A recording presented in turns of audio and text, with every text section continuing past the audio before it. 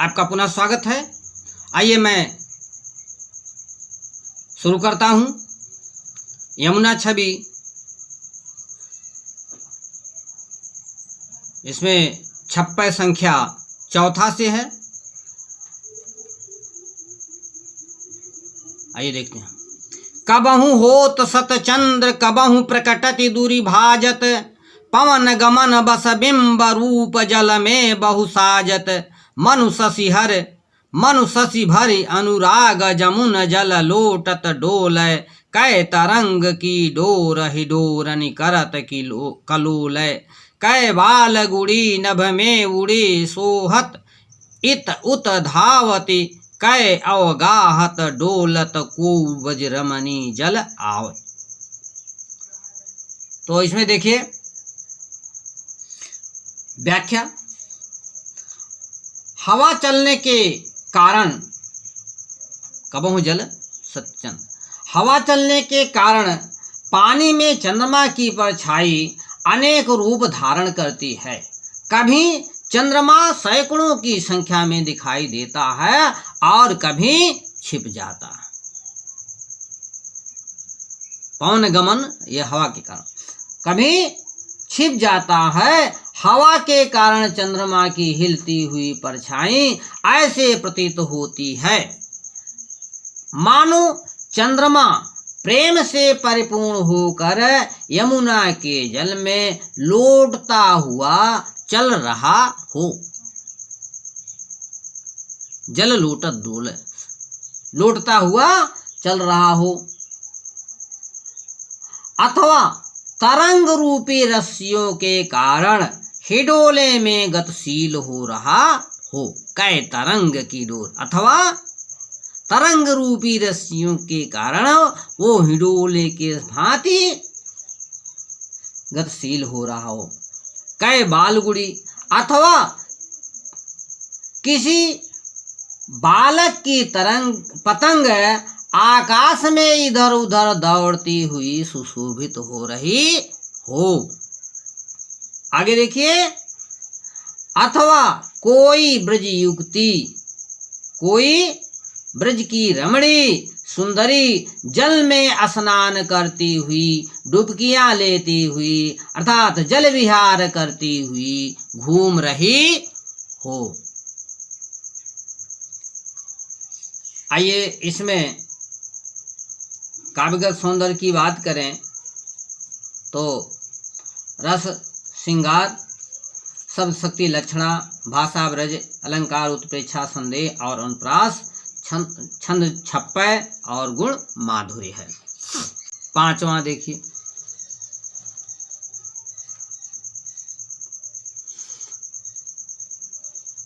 मनुजुग पच्छ प्रतिपच्छ होत मिटि जात जमुन जल, कै तारागण ठगन लुकत प्रगटत शशि अबिकल।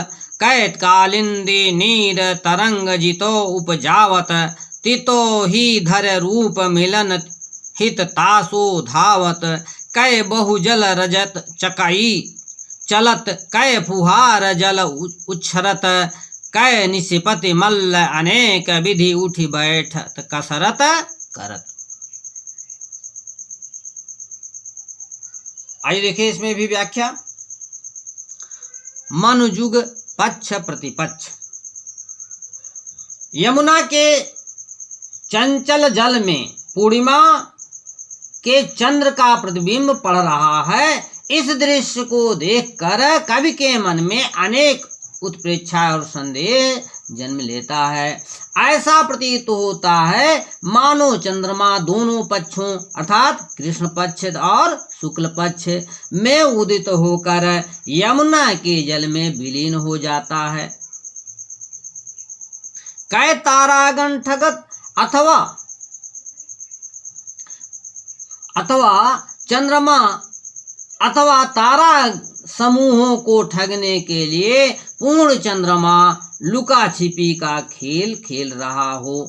अथवा यमुना अपने जल में जितनी तरंगे प्रकट करती हैं, कै कालिंदी नीर यानी कालिंदी का जल यमुना का जल जितनी तरंगे उत्पन्न करता है, चंद्रमा उतने ही रूप धारण करके उससे मिलने के लिए दौड़ता है। तितनो ही रूप धर, उतने ही रूप को धारण करके चंद्रमा उनसे मिलने के लिए चलता है।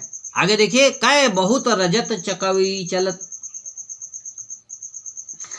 अथवा जल के भीतर चांदी की अनेक चकई चल रही हूं।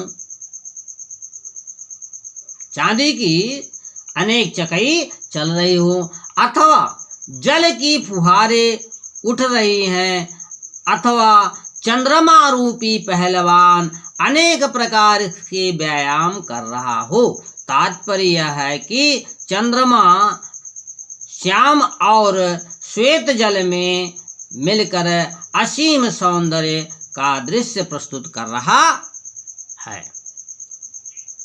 चलिए आगे आइए, इसमें देखते हैं। इसमें काव्यगत सौंदर्य, अलंकार, उत्प्रेक्षा, रूपक, संदेह, मानवीकरण, रस श्रृंगार, सब शक्ति लक्षणा, गुण माधुर्य, छंद छप्प। अगला देखते हैं। कूजत कहूँ कलहंस कहूँ मज्जत पारावत, कहूँ कारंड उड़त कहूँ जल कुक्कुट धावत, चक्रवाक कहूँ बसत कहूँ बक ध्यान लगावत, सुख पिक जल कहूँ पियत कहूँ भ्रामावली गावत, कहूँ तट पर नाचत मोर बहुरोर विविधि पक्षी करत, जन पान न्यान करी सुख भरे तट शोभा सब जिय धरत। आइए इसका भी अर्थ देखते हैं। यमुना के जल में कहीं राजहंस कूजते हैं यानी बोलते हैं, और कहीं पर कबूतरों का समूह स्नान कर रहा हो। मज्जत पारावत, कबूतरों का समूह स्नान कर रहा हो। कहूँ कारंडो उड़त, और कहीं पर कारंडो नामक हंस विशेष उड़ते हुए दिखाई पड़ रहे हों। जल कुक्कुट धावत, तो कहीं पर जल मुर्गा दौड़ लगाता हुआ दृष्टिगत होता है। आगे चक्रवाक कहूँ बसत, कहीं पर चक्रवाकों के जोड़े जल विहार करते हुए दिखाई पड़ते हैं।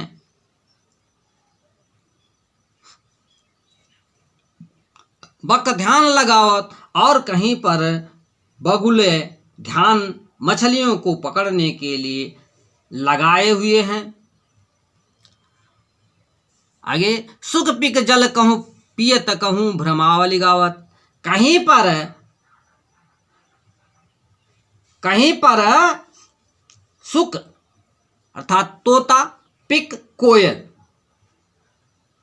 जल पी रहे हों, और कहीं पर भौरों का समूह गुंजार कर रहा है, वो गुनगुना रहे हों। आगे कहूँ तट पर नाचत मोर, कहीं यमुना के तट पर मोर नाच रहा है, और पक्षियां अपने विभिन्न प्रकार की आवाजें कर रही हैं अर्थात शोरगुल मचा रहे हैं। यमुना की शोभा को बढ़ा रहे हैं, और जलपान ध्यान कर वो जन पान स्नान कर। कवि कहते हैं कि यमुना की उस शोभा को देखते हुए कि उसमें पक्षियां स्नान करती हैं और शोभा को बढ़ाती हैं, यह कवि के हृदय में इस शोभा को धारण करते हैं। आइए इसका भी काव्यगत सौंदर्य देख लेते हैं। अलंकार, अनुप्रास, रस शांत, छंद छप्पय, गुण माधुर्य, सब शक्ति, अभिधा, भाषा, वृत्त। पुनः आपसे कहना है, इसमें 5 प्रश्न पूछे जाएंगे, और 5 प्रश्न में पहला प्रश्न जो होगा उपयुक्त कविता का शीर्षक एवं लेखक का नाम। तो कविता का शीर्षक और लेखक, कविता का शीर्षक यमुना छवि और लेखक भारतेंदु हरिश्चंद्र। दूसरा प्रश्न इसमें से पूछा जा सकता है कि कारंडो पक्षी क्या कर रहे हैं? यमुना के किनारे कारंडो पक्षी क्या कर रहे हैं? तो आप लिखेंगे कारंडो पक्षी यमुना के किनारे उड़ रहे हैं। तीसरा होगा रेखांकित अंश की व्याख्या कीजिए। तो आइए इसमें से कोई रेखांकित कर लेते हैं। मान लीजिए ऊपर की 2 लाइन रेखांकित कर लेते हैं। तो आपको व्याख्या लिखना होगा, यमुना के किनारे कहीं पर कलहंस